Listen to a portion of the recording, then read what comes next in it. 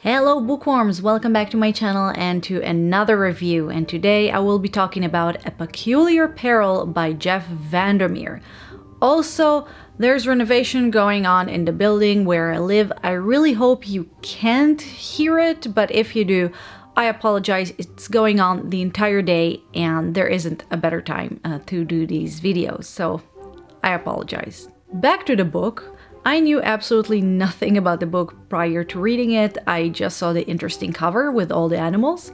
I did, however, know that he also wrote the book Annihilation, which I didn't read nor seen the movie, but I did hear a lot about. So basically, I kind of expected something very imaginative, but also rather heavy.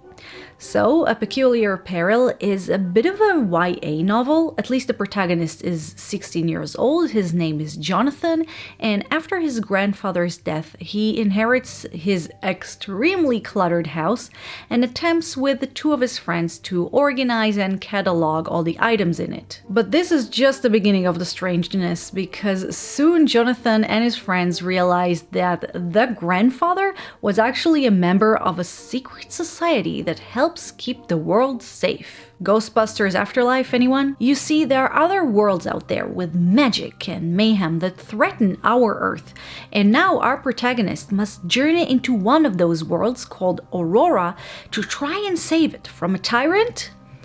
That his name is Aleister Crowley, but it's not our Crowley, it's Aurora's Crowley. And if you think that's weird, wait until you read about the walking, talking vegetables, the 9 feet tall marmots, Napoleon Bonaparte as a head without a body, and a monster shaped as a school mistress, which, by the way, was my favorite character. So obviously I've read and finished A Peculiar Peril, and now I do have two questions.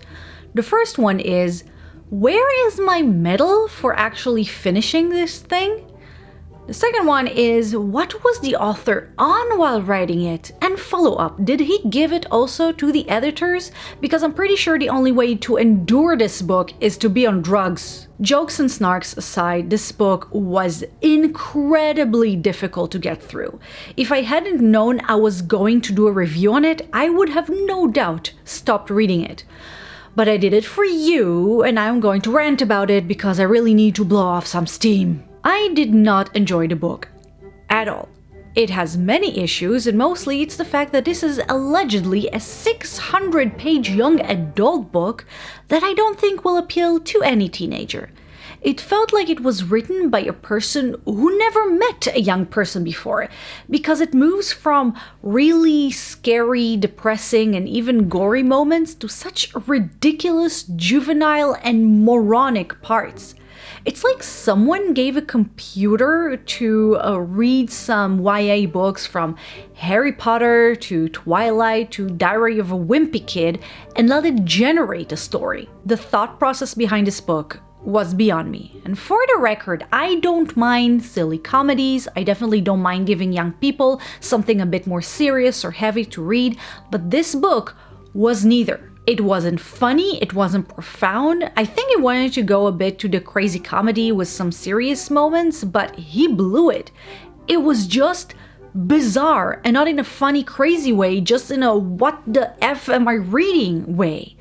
It didn't make sense, the plot, world building, and relationships weren't clear, the tone was all over the place. In addition, if that wasn't enough, every chapter jumped around in focus, starting with one chapter about Jonathan, and then the other chapter is about the bad guys, next chapter back to Jonathan, but then we got more points of view, mostly of the bad guys, which meant I felt I knew a lot more about them than our protagonists. Speaking of, I didn't care at all about our protagonists because, Jonathan was okay, but very vanilla, but his friends, they were really irritating.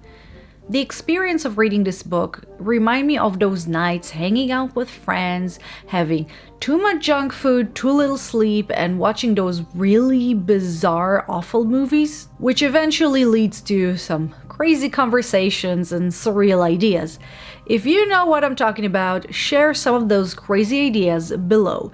And if you've never done that, then you're missing out. But despite me coming out with some awesome ideas like turning celebrities' names to their Jewish versions, my favorite was Alfred Pacinovic, or turning Star Trek characters into verbs, I would have never thought of actually trying to fit them in a book. But maybe I'm missing out on a great opportunity. So let's finish up before my brain leaks out of my ears. And that's not even everything I could have said about this book. But anyway, this was not a fun experience. I don't think the book was really good.